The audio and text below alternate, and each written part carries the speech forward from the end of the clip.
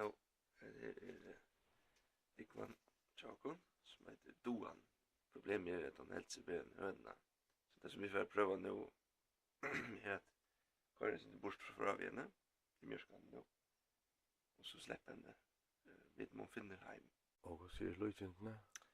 Lekva? Jag är uppe och finner hem. Nu prövar vi först inte för länge med. Men det är ett mysterium hur det går att finna att det blir bor. Det blir till om gånger hemförslinjer i hösten buren och pickar fram i hönan. Så vi får pröva släppa ner uppe från brunnen. Och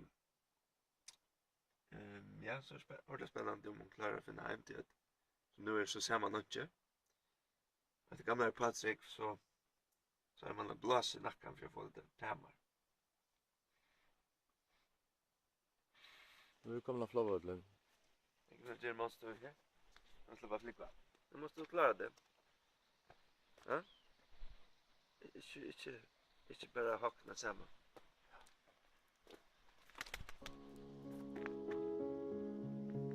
Det kan flyga här.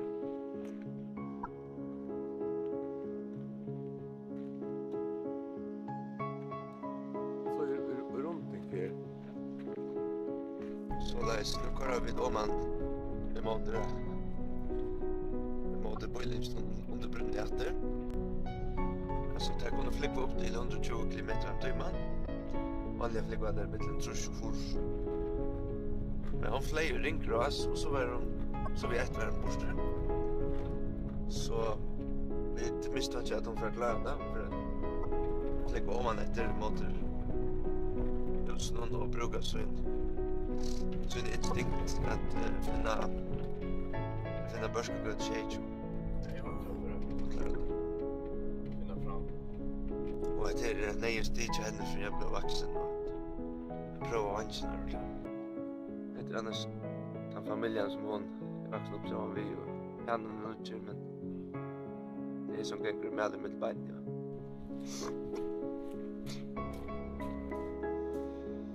Vi bor på Dúgvan. Jag ser inte ut över den här grejen. Det är hønunum och henne.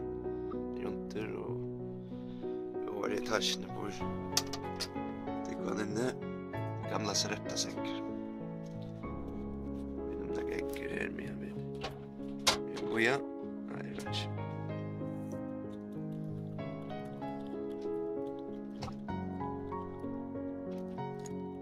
Det är svårt så vi får få kaffe med bojätter. Spätter efter att Dúgvan ska komma hem. Imsa meningar om det brukar luktesansen, om det brukar syne. Eller om det har några magneter i hjärnan som ser att det följer magnetfält. Men när det luggar hemförsliga det är också tillfället det luggar i grannarna att bygga sånt där.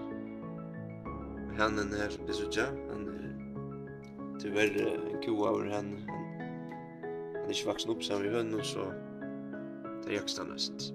Klockan är 5 minuter och i nutje och är uttanfyri huset tja akon och hitje om Dúgvan är kommen.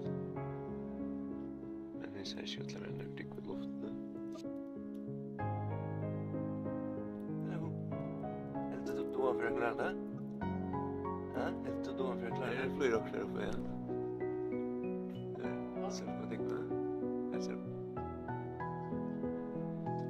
Hun fløy opp mot fjallene der.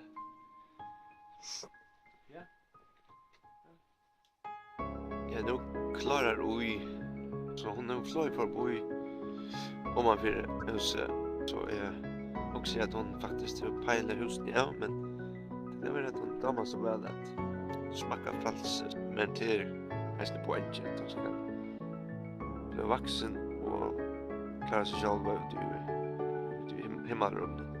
Nu klockan 11:30 och så åkte jag på ut och så att det var värre i buren. Så det vill säga att Röndi tjaken ett näst och hon kom efter hem och att han har flöjt runt och alltså fram. Så vi får lycka vita med. Och gratulera henne.